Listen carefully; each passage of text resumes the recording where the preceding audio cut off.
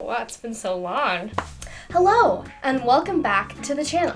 I think I've wasted enough time, so let's just get into it. I'm sure that if you are a person in 2022, you've experienced some sort of live stream or live streamed event. Whether that's watching someone stream Elden Ring on Twitch, or just watching any live talk show or newscast on TV, you've seen a live stream. Streaming has become extremely popular since the introduction of COVID, and services like Twitch and YouTube see millions of users access their site per day. So one might begin to wonder, how did live streaming become so popular? You've ever wondered that, or maybe you just clicked on this video by accident? Then boy do I have something for you. Let's take a look into the history of live streaming and how it got to where it is today.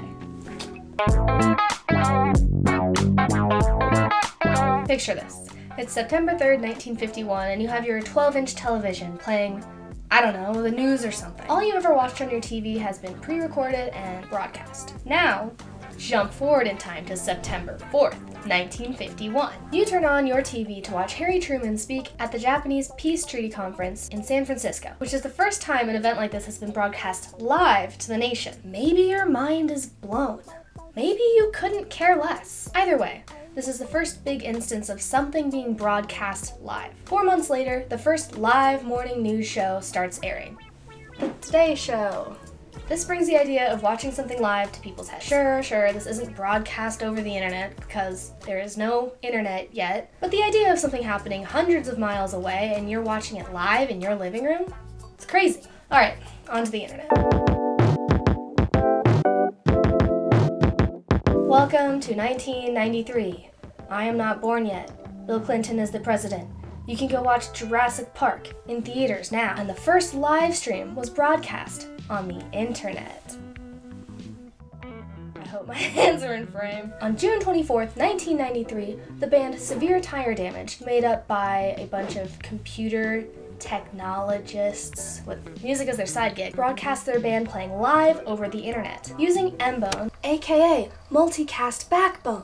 In order to decrease how much bandwidth it took to broadcast their audio and video over the internet, they were able to stream their music and themselves as far away as Australia. Did the stream look like a slideshow? Yes. Was the resolution extremely bad? Yes. But this was the first instance of somebody streaming audio and video live over the internet. Live stream success! Flash forward a few years to 1995. Real Networks has developed its first media player capable of live streaming. Real Player hosted its first live broadcast of a baseball game between the New York Yankees and the Seattle Mariners. While generally successful, this was really more experimental than anything. In 1997, however, Real Networks launched Real Video.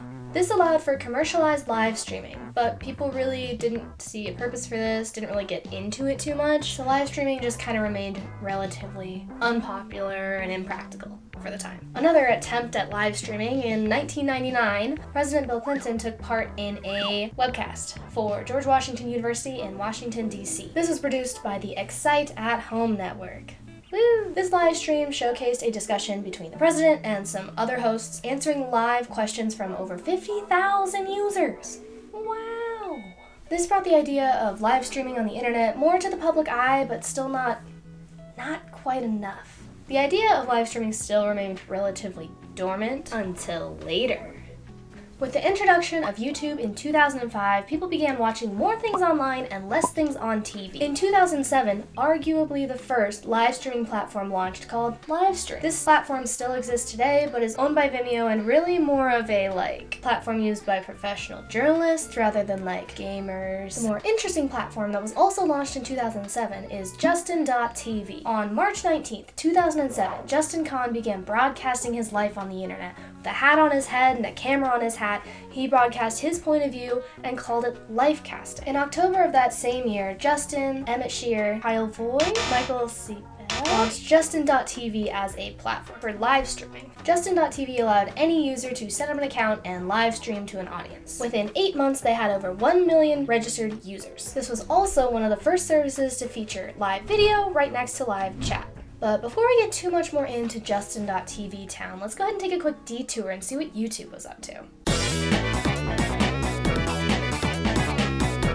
On November 22nd, 2008, YouTube hosted its first YouTube Live in San Francisco. This event featured big musical artists like Katy Perry, will.i.am, Soulja Boy, and other big names on YouTube and off YouTube. Some of these included Bo Burnham, Mythbusters, Charlie the Unicorn, Mayor Gavin, Fred, among many others. Hosted by Katy Perry, this 2-hour-long production was also streamed live on YouTube. This is one of the biggest events that YouTube had ever done. This event combined every little bit of the internet into one big spectacle of a show. In a live streaming sense, this was a success. In most other ways, it kind of seems like it maybe wasn't so much of a success, considering it was the first and the last one.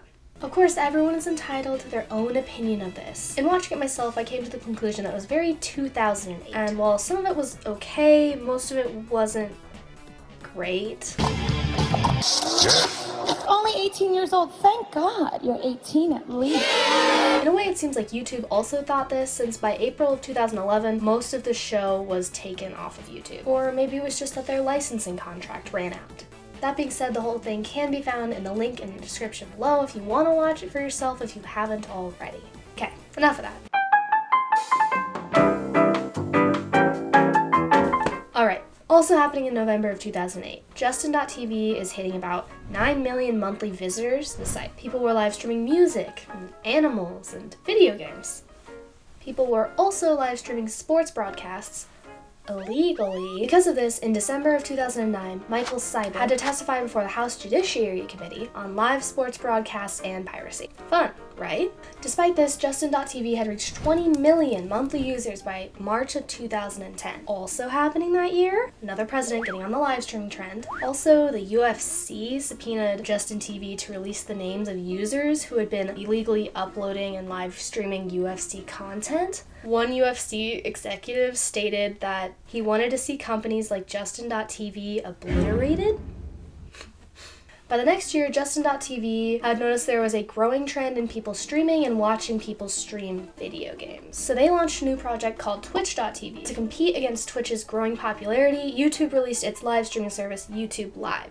Not to be confused with YouTube Live. This was launched in May of 2013 and allowed every single person with a YouTube account to live stream by December. Personally, I'd say this is about when shit hit the fan and people really wanted to live stream. Like, everybody. Justin.tv rebranded to Twitch Interactive in 2014 and then was acquired by Amazon in August for $970 million.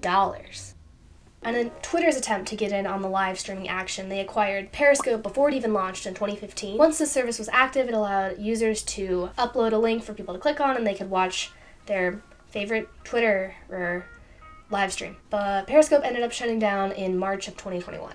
In another run for Twitch's money, Facebook went ahead in 2016 and launched their own live streaming service as well. Another company getting in on the action. Beam was launched in January of 2016 and then acquired in August of 2016 by Microsoft. This was then rebranded as Mixer in 2017. So this is the one that maybe thought it could take down Twitch. Microsoft dumped buttloads of money into this service. And by the end of 2018, they had about 10 million monthly active users. This was, of course, compared to Twitch's 100 million. In an attempt to take down Twitch, Mixer got Ninja, one of Twitch's biggest streamers, to sign to only stream on their platform. He made the move to Mixer in July of 2019, and they spent a reported $20 to $30 million on this guy. Okay. I don't know if you can hear that. They also paid Shroud a reported $10 million on their deal as well. Unfortunately for Microsoft, Mixer did not pan out for them. The service ended up shutting down less than a year later on June 22nd of 2020. But in an agreement with Facebook, Mixer redirected to Facebook's gaming site. And eventually everyone ended up moving back to Twitch. Not a surprise. Today, Twitch remains one of the largest live streaming services, especially for video games, that exists. They average about 30 million daily visitors with about 7 million unique streamers going live every month. When surveying US gamers in February of 2021 what their favorite site to go to for watching live streams was, the favorite of the gamers was Twitch, closely followed by YouTube, and then less closely followed by Facebook. Stats. While they may not be the hub of gaming that Twitch has become, Facebook and Instagram have a huge user base, and by extension, tons of people going live every day as well. In 2018, just 2 years after officially launching their live streaming service, Facebook reached 3.5 billion total live streams. That's half the Earth's population. live streaming. I mean, like, once, I guess, but that's a lot. Like, the fact that we went from no live streaming to being able to have literally anybody go live on basically any platform is crazy. So yeah, that's the history of live streaming. Cheers, I guess.